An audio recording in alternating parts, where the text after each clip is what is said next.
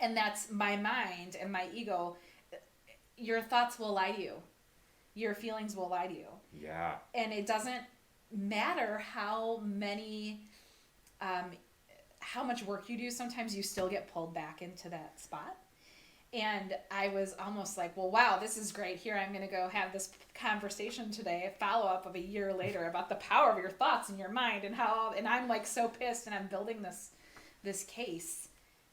And then you catch yourself and then you realize, no, that's not working and that's not true. And what do I need to do right now? Because if I go back to the whole thing, it doesn't matter what anybody else does. It only matters what I do. I'm really pissed right now. This thing happened that should not have happened. Yeah. But what am I going to do right now? What do I need to do? Do I need to yell at somebody? No. Will it make me feel better? Maybe.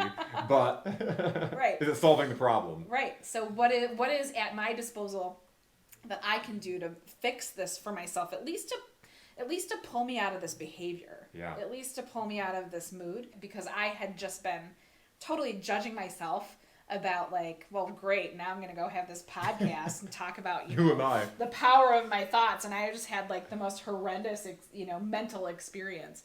And he was talking about how this is what happens. Your mind will lie to you. You believe your thoughts. The things that grab you, they pull you back from your natural state, your good state. The things that grab you will still grab you in the same places, but they don't hold on to you as long. Yeah. So the more you do your practice, the more you do your work, the more aware and conscious you become, you'll still get grabbed. Your mind will still assault you. Your mind will still accost you. Your ego will still pop up and get in your way. But the grip that it has on you becomes less. Yeah. The more work you do. Well, it's even to the point where you recognize, okay, I'm going to go and do this podcast on the power of positive thinking, and here I am in this space. Mm-hmm. There are so many people that just believe they're right. In that, like you said, I'm saving the world. I'm going to convince these people that my opinion's right. Mm-hmm. Yeah, so it was really funny to watch that whole thing go full circle. And that's a lot of yoga and a lot of other practice too, is just watching yourself.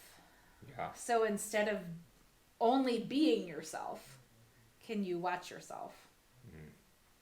And if you can even sometimes step back and watch yourself having that experience, I think that's where your real power is, because you're not being that anymore. Yeah.